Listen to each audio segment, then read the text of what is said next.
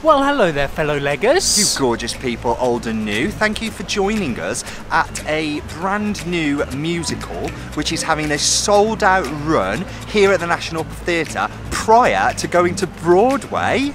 Yeah, and that production is Hadestown. Yeah. Here in the Olivier space at National Theatre. I am pretty bloody excited, so stay tuned to find out how many stars. Whether it's break a leg or leg it.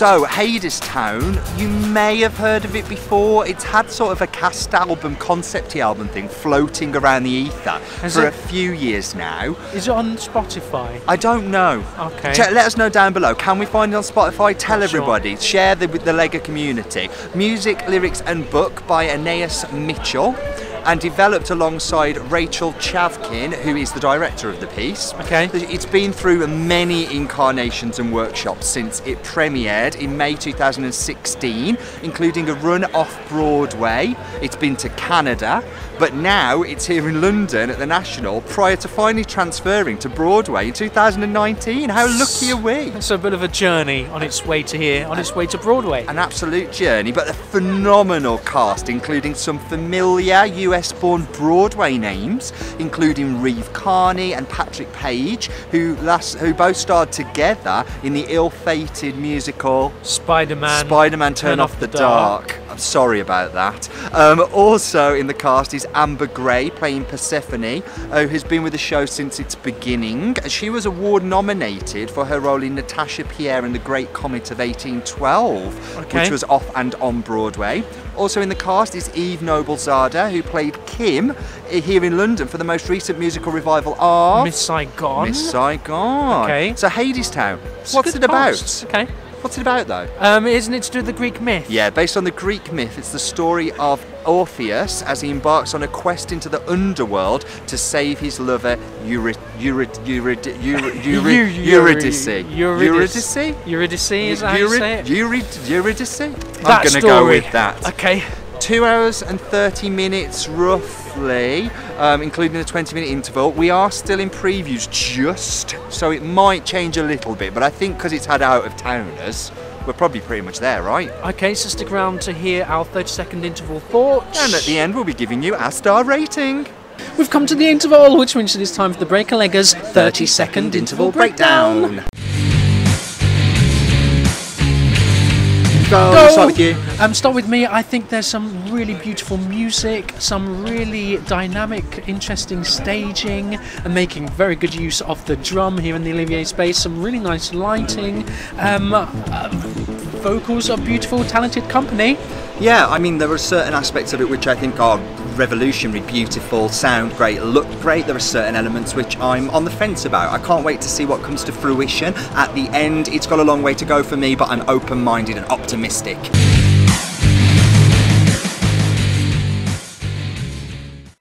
Well, that's the end of Hadestown, and were we elevated to the top of Mount Olympus like the gods, or were we plunged to the fiery depths of Hades? Which is a bit funny, because there is a bit of an expectation we've come into with this, because I think the mumblings were it's very good. Yeah. Is that right? And it's been really well received on the other side of the Atlantic, both in New York and Canada, and it's hard not to go in with the hype wagon.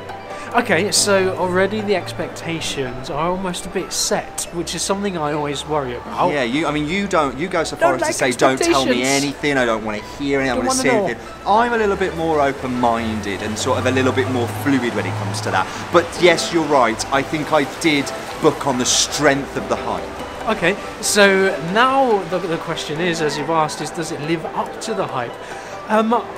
Come the end, I was actually quite moved. How are you come the end? No feeling whatsoever, really. I mean, for whilst I was in there... I think we've had a very different experience. Yeah, I mean, whilst I was in there, I enjoyed myself. There were very, very few moments I was bored. There were none, but there were very few moments that I was bored. Now, what I did feel was just a sort of sense of, oh, it's plodding along. I've sort of got a bit of a grasp of the story, although, to be honest with you, it is fairly thin. But what I also liked about it is just the relevance again. I mean, we see Greek tragedies modern day, and there is they still have a place. Oh man, it was very political come the end, near the end of the first act about the wall, putting up the wall, building the wall. There's quite a few people that have mentioned that, but this song was written way before the Trump agenda, so that is a relevant. Pure coincidence. Oh my goodness, so when this goes over to Broadway, that moment, there is a key moment when they're singing about, is it Hades, is and down, keeping out people that want what we have. and building the wall, let's build the wall. That is going to resonate something chronic with that audience. I imagine there'll be whoop-whoops or all sorts. We're not American audiences, like, we love you. Very vocal you are, and as a performer, gosh, yes, God love you. So it's very political. Come the end, as I say, I was moved. I got it. I was like, okay, this is what they're trying to say. This is where the story is. I think the way that this story is told is also very in keeping with the director's style, because the director also did, was it Natasha? Yeah, Pierre and the Great Comet of 1812, which we've seen snippets of. I've got to say, neither of us saw it. No. We've seen the Tony Awards and various clips and stuff online. And you can feel tell that. In terms of its staging, the way it moves and evolves. And musicians on stage, musicians bringing a kind of instruments out into the action. It is all very The Great Comet. And the sound as well, for me, was so rich and so beautiful. 7 of them, the strings, you've got a lovely, brilliant, strong trombone in there as well, which brings a different element and a real nice percussion. Yeah. The sound, the arrangement, I thought was absolutely fantastic of the orchestration before we actually get onto the vocal arrangement. Let's just talk a little bit more about the score, because I mean, Anaïs has never written a musical before, so that's new. I mean, this score is a song site, like it's a story by song in its own right. Like there's an album that tells the story. That being said, without the visuals, I'd ask myself how interested I'd be in the music. And also, there are some different genres. It's very bluesy, it's New Orleans jazzy, it's even at times bluegrass with a little bit of a southern sway. That being said, it does lather, rinse, repeat somewhat. Like I sort of feel like, okay, that song, okay, that song. It doesn't wow me with its vastness, even though there are several different styles in there. Yeah, I think that it improved in its fluidity towards the end of the second half. There was almost when it was too late. Yeah, there was almost too many applause points. Do you know what? I felt that entirely. I was actually sick of applauding. The director needs to say, push on here, guys. We need to segue. Bring out your next line. Let's segue. There is, and I don't know whether that's an American style thing, that they love an applause point. But I don't know if it is. I don't know. It just doesn't. They did it. They got it. The drive was there towards the end of the second act. They really they got it by then. That's my only criticism of the music, I think.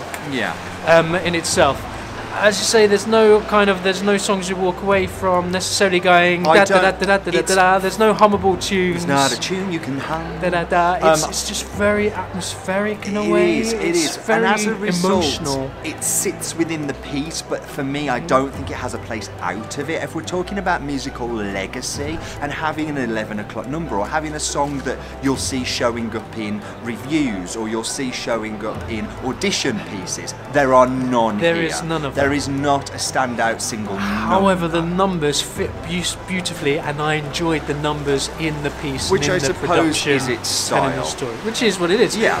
Can we also, while we're on strengths, talk about how that was presented? The vocals of this cast are phenomenal. I mean, with some of the cast that you know and love, you would hope for that. But the harmony arrangement as well, the harmonics, what the cast is being asked to do, not just the 5 leads, which I think we'll probably come on to, but also supported by an ensemble of 7 and then a trio of 3 females, and the sound and the mesh that they make harmonically arrangements throughout the piece. And orchestrations by Michael Chorney and Todd Sikafus. Oh, I tell you, they have put this company to task. They could have given them an easy job, but they haven't. They've made, and they're doing choreography throughout. They are moving this company, this ensemble throughout the whole piece, as well as having to latch on and make sure you're bang on these harmonies. Who did choreography? Do we Choreography, know? David Newman. Now, I like, which again, the movement was nice and it was consistent, which I quite like. There was always something going on. It was very creative. It was very stylized.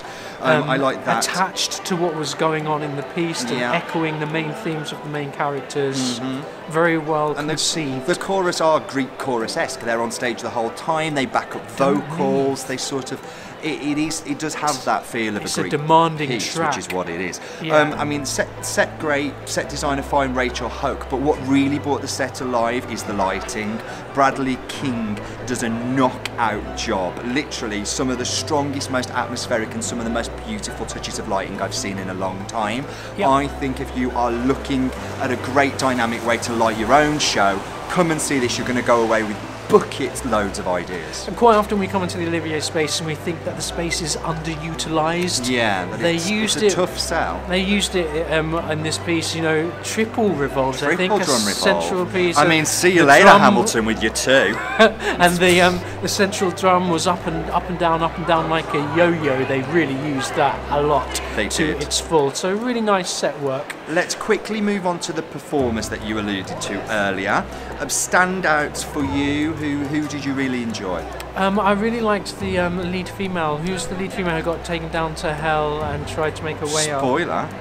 No, I said that. Eve Noblezada, who we saw in Miss Saigon a few years ago. Very few credits, but my God, what a voice! Coming out of such a little person, and she's such a dot, and she's got this amazing, beautiful, crisp, soaring concise voice. And the scoring of this is she is up high, and then she's also got these lovely lower deep tones to her, and really well performed as well. Love her. I would also say, obviously, Reeve Carney as Orpheus. We know he's got a great rocky, sort of folky, almost a mixy voice, which is great to listen to. He suits this role very well. Yeah. There's so much room for him, lovely rocky sounds. Don't know about you, but standout performer for me as an all-rounder was Amber Gray as Persephone. She was great. I just adored her. I found her performance so captivating and compelling. I could not take my eyes off her. I've got a criticism of the book here, though, because you sort of get the impression at the end of the first act, without giving too much away, that she's going to be a bit of a meddler, that she's going to be the one that actually sort of, you know, stirs things up in the second act, but she doesn't really do anything. She just is in the second act. She's just there. I mean, it is sort of her character that Hades has a bit of a resolution with, but through no doing of her own, like, she doesn't actually get involved enough. And that end of the first act where it's about her, and it's like, I'm still here, guys, and then she just decides not to do anything. Okay, I didn't pick that up at all. I thought she had a lovely number at the start of the second act as well, where she goes down into these real gravelly tones, and a fantastic mover as well. She just really held her own.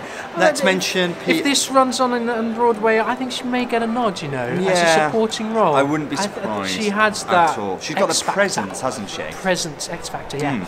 Patrick Page as Hades. Oh my goodness, some deep tones. He is like... Can he get down low? He's like Chris Rea and Lou Reed had a child.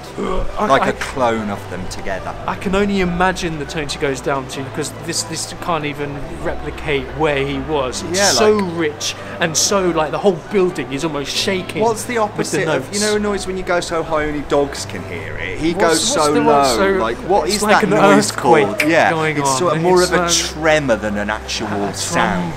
Like, you feel his voice. So rich, so beautiful. Do you know what? To listen to that live is worth the admission price alone, I think. And he revels in it as well, and he just takes his time, and he knows what he can do. Do you know, he's well known for his delivery of Shakespearean text. He does a huge amount of Shakespeare and has done in his career, and I think I'd probably be orgasmic to hear him do some Shakespeare. It's quite similar. And then there are all the key cast members, right? There's the five leads with the supporting. Diversity-wise, gets our thumbs up. Yeah, thank God for that. I mean, refreshing to see as usual here at the National. Disability in the cast as well, so we've got equal opportunities for everybody. Male and female band members. Can we just say everything. a quick hello? Hello there. To who are we saying hello to? Just everybody. Hello, everybody. No, to Gloria Onatiri, who we saw in 101 Dalmatians at the Birmingham Rec playing Cruella de Vil. I mean, I think we said it then that she's got great charisma, and even though she's not, I mean, she's understudy Persephone.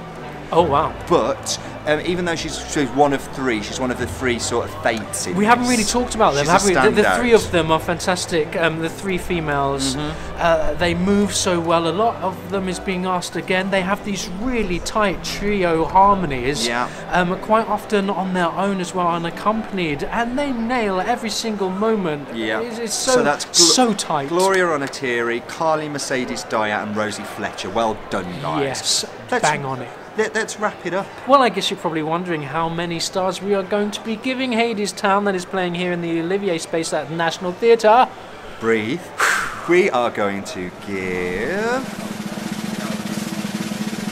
4 legs for this piece. I think for sheer creativity alone and the risks that it's taking here, then it is worth a nod. I do think there's still some work to be done on it. Like, I don't think it's finished. Musically, it's fantastic. I love the sound. Within its piece, though. Musically alone, maybe not. Maybe not. There was something about there at times. I don't know if I wanted to get a move on. I think the applause just broke it up a little. Just driving it through would have helped with that. But production is everything, and the director has certainly gone to show that. But that's just what we. That's just what he thinks and what I think. Do you know, we've already spoken to a few people, and some people absolutely loved it, and other people not so much. So what did you think? Let us know down below. It's the only way we know you're there, guys. And if you do enjoy what we've got to say and you care about our little sort of throwing our opinion in the ring, hit subscribe. We'd love to know you're around. Hit the like button as well if you like it. If you didn't, hit the unlike. Be something, don't be nothing. We're the Break-A-Leggers. And we'll catch you again soon. Bye!